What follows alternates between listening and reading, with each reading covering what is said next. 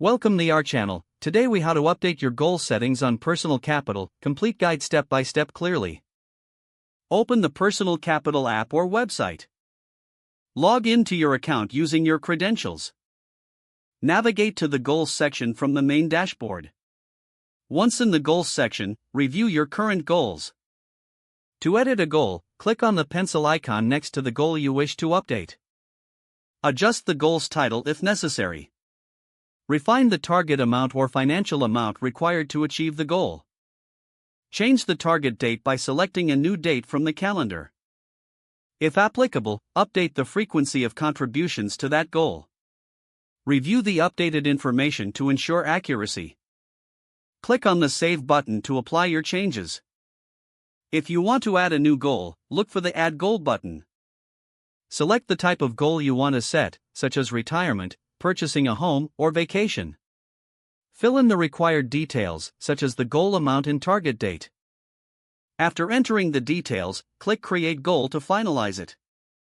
Explore additional features that allow you to track your progress.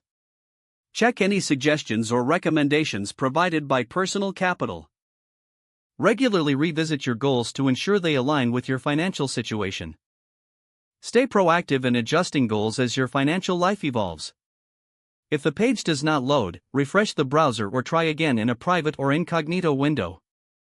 Make sure you are using the correct email address, then retype it carefully to avoid small typos. If your password is not accepted, use the reset option and create a new strong password you can remember. Check your spam folder for verification or security emails, then complete any requested confirmation steps. Enable two-factor authentication if available to improve account security and reduce unauthorized access risk. After signing in, review your profile details so your contact information and settings are accurate and current. If you see an error message, note it down and try again after restarting your device and internet connection. Log out when you finish, especially on shared devices, to keep your account and payment information secure.